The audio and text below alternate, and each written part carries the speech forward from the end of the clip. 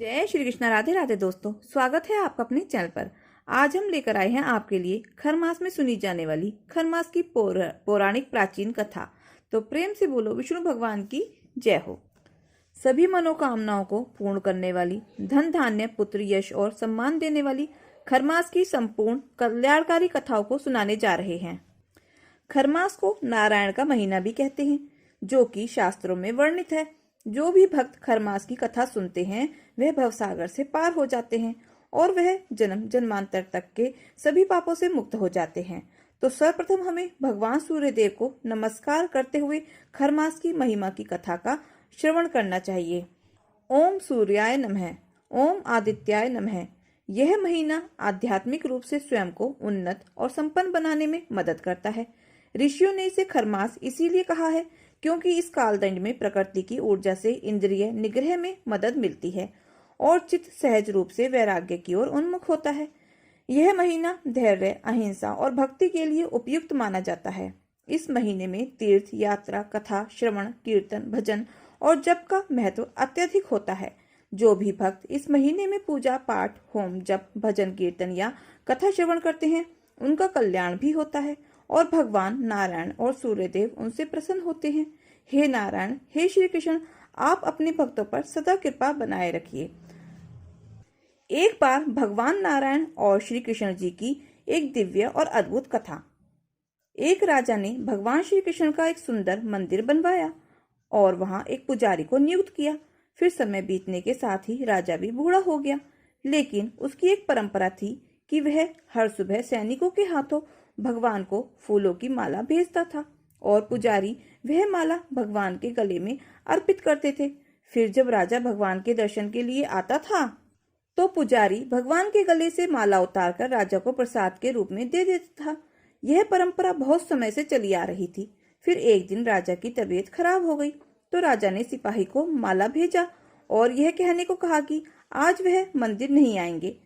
फिर सिपाही माला लेकर पुजारी जी के पास गए और राजा का संदेश सुना दिया।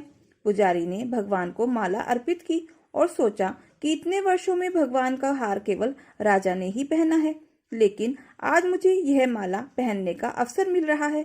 यह निश्चित रूप से भगवान की इच्छा होगी, इसीलिए उसने माला अपने गले में डाल ली। फिर जैसे ही सिपाही ने जाकर राजा को संदेश दिया कि वह आज मंदिर में नहीं आ रहे हैं, पुजारी ने हार भगवान को अर्पित कर दिया। फिर अगले दिन राजा ने मंदिर में आकर देखा कि माला पर सफेद बाल पड़े हुए थे। राजा ने पुजारी से पूछा कि यह सफेद बाल कहाँ से आए। पुजारी डर गया और कहा कि यह भगवान के बाल हैं। तब राजा गुस्से में आया और कहा कि यदि अगले दिन तक कृष्ण जी के बाल सफेद नहीं हुए तो तुम्हें सजा दी जाएगी। फिर पुजारी ने भगवान से प्रार्थना की और पूरी रात भगवान से अपनी रक्षा की विनती करता रहा। फिर सुबह राजा मंदिर आया और पंडित जी से कहा कि वह भगवान के बाल देखना चाहता है। पुजारी ने घबराते हुए भगवान का मुकुट उतार दिया और जैसे ही राजा ने मूर्ति के बाल उखाड़े तो खून बहने लगा। यह देखकर राजा भगवान के चरणों में गिर पड़ा और क्षमा मांगने लगा। राजा ने कहा, भगवान मुझे क्षमा करें, मैंने बहुत बड़ी गलती की है। मैंने सही और गलत का भेद नहीं किया और संदेह के अंधेपन में आ गया। तभी मूर्ति से आवाज आई, राजन, आप मुझे केवल मूर्ति ही समझते हैं, इसीलिए आज तक मैं केवल आपके लिए मूर्ति ही हूँ। लेकिन इस पुजारी ने मूर्ति में मुझे भगवान जाना तो मुझे उसकी जान बचाने के लिए अपने बाल सफेद करने पड़े। उसके बाद राजा को अपनी गलती का पछतावा हुआ, लेकिन अब कुछ नहीं किया जा सकता था। इसीलिए कहा जाता है कि पत्थर में भी भगवान होते हैं। यदि आप ऐसा नहीं मानते तो भले ही भगवान आपके सामने प्रकट हो जाएं, आप उनसे उनकी सच्चाई के बारे में भी पूछेंगे। यदि आप वास्तव में ईश्वर को देखना चाहते हैं तो आप केवल महसूस करना है। आपको परमेश्वर पर बिना शर्त विश्वास रखें और बिना किसी रुकावट के अपना काम करते हुए उनकी भजन भक्ति करना चाहिए। सर्वशक्तिमान आपको निश्चित रूप से अपना फल देंगे। खरमास का महीना नारायण का महीना होता है। इसमें जितना अधिक भगवान विष्णु और श्री कृष्ण जी को याद करेंगे उतना ही आपका उद्धार होगा। उनका नाम लेने मात्र से ही पाप कट जाते हैं। तो एक बार प्रेम से बोलो, हरे कृष्णा कृष्णा कृष्णा हरे हरे, ओम नमो भगवते वासुदेवाय नमः। एक गांव में एक भक्त रहता था जो रोज नियम से बिहारी जी के मंदिर जाता था। लेकिन मंदिर में भगवान श्री कृष्ण जी की जगह उसे केवल एक ज्योति दिखाई देती थी। मंदिर में बाकी सभी भक्त कहते कि आज बिहारी जी का श्रृंगार कितना अच्छा है, श्री कृष्ण जी का मुकुट ऐसा है, उनकी पोशाक ऐसी है, वे कितने सुंदर हैं। लेकिन वह भक्त सोचता, अरे श्री कृष्ण जी सबको दर्शन देते हैं, पर मुझे क्यों केवल एक ज्योति ही दिखाई देती है। हर दिन ऐसा ही होता। फिर एक दिन उस भक्त ने भगवान श्री कृष्ण जी के सामने हाथ जोड़कर कहा, ऐसी क्या बात है कि आप सबको दर्शन देते हैं पर आप मुझे दिखाई क्यों नहीं देते। सबको आपकी प्रतिमा दिखाई देती है, मुझे आपकी प्रतिमा के दर्शन ही नहीं होते। कल आपको मुझे दर्शन देना ही होगा। फिर अगले दिन वह भक्त फिर मंदिर में गया, लेकिन उस दिन भी भगवान श्री कृष्ण उसे केवल एक ज्योति के रूप में दिखाई दिए। वह बोला, बिहारी जी अगर कल मुझे आप अपने दर्शन नहीं दिए तो मैं यमुना जी में डूबकर अपनी जीवन लीला समाप्त कर दूंगा। प्रभु मैं आपको देखने के लिए ललायत हूँ। फिर उसी रात भगवान श्री कृष्ण जी एक कोड़ी के सपने में आए। सपने में एक कोड़ी के रूप में आए जो मंदिर के रास्ते में बैठा करता था और बोले, हे पुत्र अगर तुम्हें अपना कोढ़ ठीक करना है। तब भगवान बोले, तो सुबह मंदिर के रास्ते में से एक भक्त निकलेगा, तुम उसके चरण पकड़ लेना और तब तक मत छोड़ना जब तक वह तुम्हें यह न कह दे कि बिहारी जी तुम्हारा कोढ़ ठीक करेंगे। फिर अगले दिन वह कोढ़ी रास्ते में बैठ गया। जैसे ही वह भक्त निकला उसने उसके चरण पकड़ लिए और बोला, पहले आप कहिए कि मेरा कोढ़ ठीक हो जाए। तब वह भक्त बोला, मेरे कहने से क्या होगा, आप मेरे पैर छोड़ दीजिए। फिर भी वह कोढ़ी बोला, जब तक आप नहीं कहेंगे कि बिहारी जी तुम्हारा कोढ़ ठीक करेंगे तब तक मैं आपके चरण नहीं छोड़ूंगा।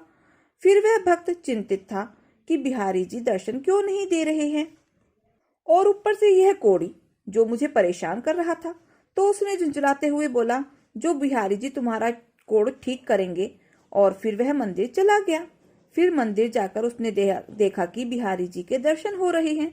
वह मंत्र मुग्ध होकर बिहारी जी के मुखड़े को देखने लगा और श्री कृष्ण जी से उसने पूछा, अब तक आप मुझे दर्शन क्यों नहीं दे रहे थे, हे भगवान कृपया बताइए। तब भगवान श्री कृष्ण ने अंतरात्मा में कहा, तुम मेरे निष्काम भक्त हो, आज तक तुमने मुझसे कभी कुछ नहीं मांगा, इसीलिए मैं क्या मुंह लेकर तुम्हें दर्शन देता।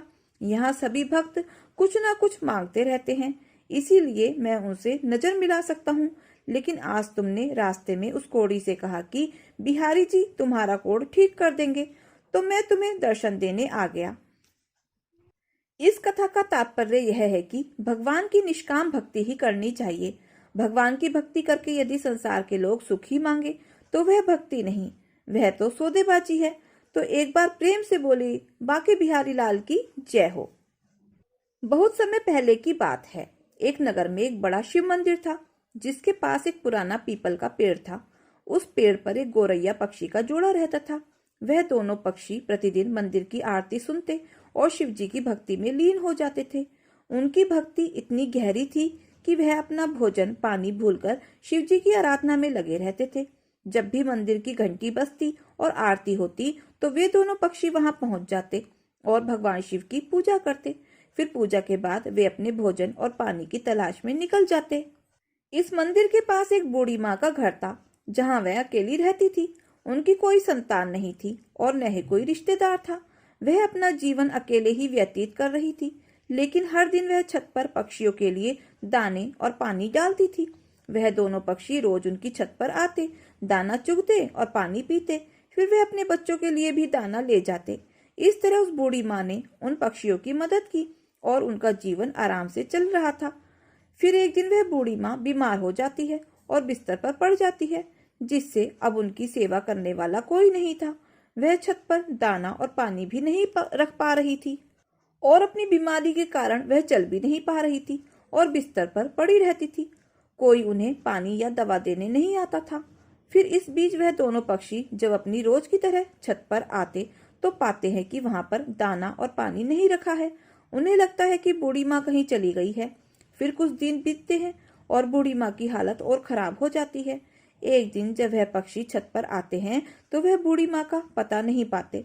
दोनों पक्षी पूरे नगर में उन्हें ढूंढने निकल पड़ते हैं, लेकिन कहीं भी उनकी कोई खबर उन्हें नहीं मिलती है। तब चिड़िया अपने पति से कहती है कि हमने उन्हें हर जगह ढूंढ लिया, लेकिन हम उन्हें उनके घर में नहीं देख पाए। शायद हमें एक बार उनके घर में भी देखना चाहिए। तब दोनों पक्षी बूढ़ी माँ के घर में जाते हैं और वहां देखते हैं कि बूढ़ी माँ बिस्तर पर पड़ी हुई है। उनका शरीर स्थिर है। वे दोनों पक्षी उन्हें जगाने की कोशिश करते हैं, लेकिन वह नहीं उठती है। यह देख दोनों पक्षियों को समझ में आ जाता है कि बूढ़ी माँ की मृत्यु हो गई है, जिससे वह बहुत दुखी हो जाते हैं और बुरी तरह से परेशान हो जाते हैं। अब पक्षियों को कुछ समझ में नहीं आता और वे भगवान शिव के मंदिर में जाते हैं और वहां कठोर तपस्या करने लगते हैं। बहुत समय तक बिना कुछ खाए पिए वे भगवान शिव की भक्ति में लीन रहते हैं। फिर 1 महीने बाद भगवान शिव उनके तप से प्रसन्न होकर उनके पास आकर पूछते हैं, तुम दोनों क्या चाहते हो? जो भी तुम मांगोगे मैं तुम्हें दूंगा। तब गोरैया पक्षी भगवान शिव से कहते हैं, हे प्रभु, हमें कुछ नहीं चाहिए, बस हमें हमारी बूढ़ी माँ को फिर से जीवित कर दीजिए। तब भगवान शिव मुस्कुराकर कहते हैं, यह सृष्टि का नियम है, जो मर जाता है वह फिर कैसे जीवित हो सकता है? मैं इस नियम को कैसे तोड़ सकता हूँ? तब गोरैया पक्षी कहते हैं, हे प्रभु, हमें कुछ नहीं चाहिए, बस हमारी बूढ़ी माता चाहिए। फिर भगवान शिव कहते हैं, इस समय उसका शरीर गल चुका है और कीड़े निकलने लगे हैं। उनका शरीर अब उपयोग में नहीं रह सकता। मैं उसे कैसे जीवित कर सकता हूँ? लेकिन दोनों पक्षी जिद करने लगते हैं और कहते हैं, हे महादेव, आपने हमें वचन दिया है कि हम जो भी मांगेंगे आप हमें देंगे। अब आप अपने वचन से पीछे नहीं हट सकते। तब भगवान शिव विवश हो जाते हैं और बूढ़ी माँ के शरीर को पुनः ठीक कर देते हैं, उसमें प्राण डाल देते हैं। बूढ़ी माँ फिर से जीवित हो जाती है, जिससे दोनों पक्षी बहुत ही खुश होते हैं और अपनी माँ को देखकर आशीर्वाद प्राप्त करते हैं। बूढ़ी माँ भगवान शिव को देखकर कहती है, हे प्रभु, आपके दर्शन से मेरे सभी जन्मों के पाप समाप्त हो गए हैं। आपने मुझे फिर से जीवित किया है।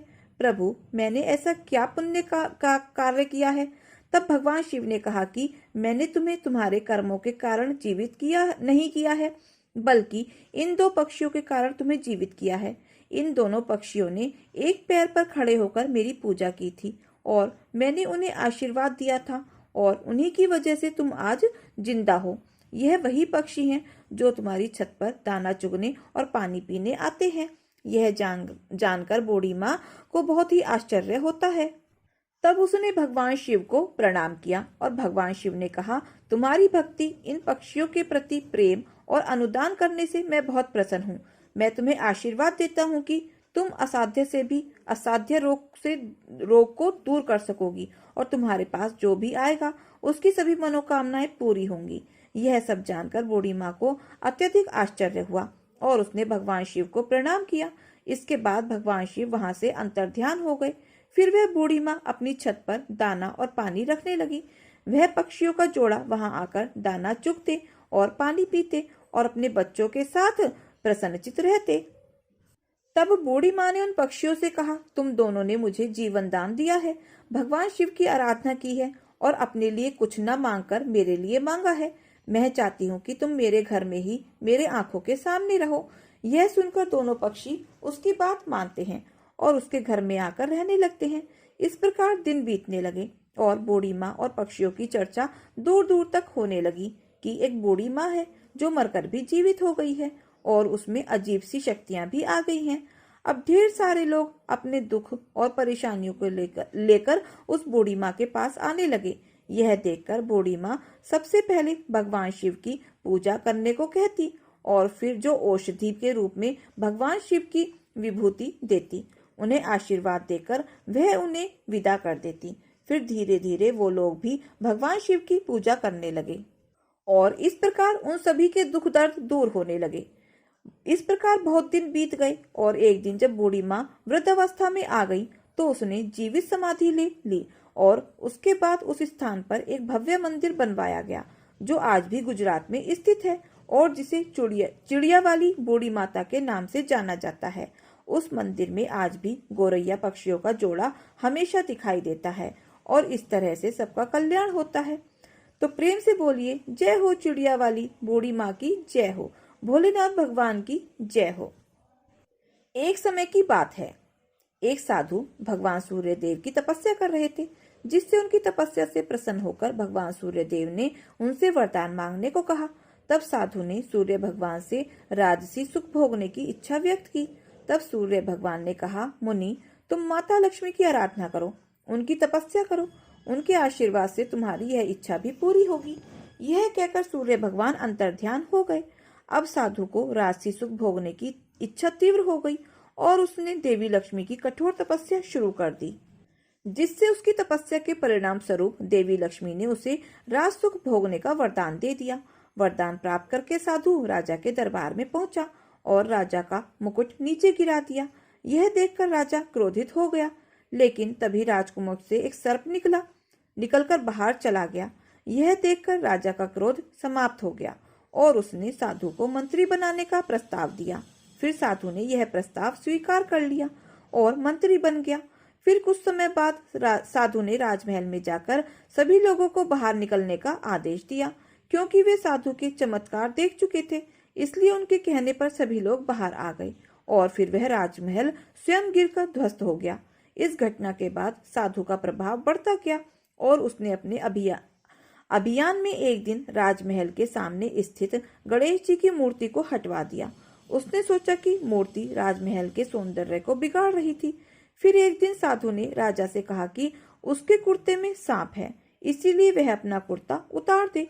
राजा ने पहले की घटनाओं को देखते हुए राज दरबार में अपना कुर्ता उतार दिया, लेकिन उसमें से कोई सांप नहीं निकला। यह देखकर राजा बहुत ही नाराज हुआ और साधु को मंत्री पद से हटाकर जेल में डाल दिया। फिर तो साधु बहुत दुखी हुआ और उसने फिर से लक्ष्मी जी की तपस्या की। तब लक्ष्मी जी ने उसे स्वप्न में बताया कि उसने गणेश जी की मूर्ति को हटाकर उन्हें नाराज किया है, इसीलिए उनकी बुद्धि नष्ट हो गई है और लक्ष्मी जी चली गई। तब साधु ने अपनी गलती का एहसास किया और पश्चाताप किया। फिर अगले ही दिन राजा ने साधु से माफी मांगी और उसे जेल से मुक्त कर दिया। साधु ने फिर से गणेश जी की मूर्ति स्थापित की और लक्ष्मी जी की भी मूर्ति वहां लगाई। उसने यह संदेश दिया कि सर्व सुख पूर्वक रहने के लिए ज्ञान और बुद्धि दोनों जरूरी हैं। इसीलिए लक्ष्मी और गणेश दोनों का पूजन एक साथ करना चाहिए। तभी से लक्ष्मी जी के साथ गणेश जी की पूजन की परंपरा आरंभ हो गई। तो प्रेम से बोलिए, गणेश भगवान की जय हो, लक्ष्मी जी की जय हो, जय श्री कृष्णा, राधे राधे, विष्णु भगवान की जय हो। सूर्यदेव 7 घोड़ों के रथ से इस सृष्टि की यात्रा करते हैं। परिक्रमा के दौरान सूर्य को एक क्षण के लिए भी रुकने का अधिकार नहीं है, लेकिन अनवरत यात्रा के कारण सूर्य के 7 घोड़े थककर तालाब के पास रुकते हैं ताकि वे पानी पी सकें। यात्रा को जारी रखने के लिए तालाब के पास 2 गधों को रथ से जोड़ते हैं। गधे अपनी मंद गति से पूरे महीने में ब्रह्मांड की यात्रा करते हैं, जिससे सूर्य का तेज बहुत कमजोर हो जाता है और इस महीने की धूप भी कम दिखाई देती है। फिर मकर संक्रांति के दिन सूर्यदेव फिर से अपने 7 घोड़ों को रथ में लगाकर यात्रा आरंभ करते हैं और मांगलिक कार्यक्रमों की शुरुआत होती है। तो दोस्तों, हम आशा करते हैं कि आपको यह कथाएं अच्छी लगी होंगी, और अच्छी लगी हो तो प्लीज वीडियो को लाइक, शेयर और सब्सक्राइब अवश्य करें। अपना प्यार और सहयोग दें। मिलते हैं फिर ऐसे ही नई कथा कहानियों के साथ। धन्यवाद।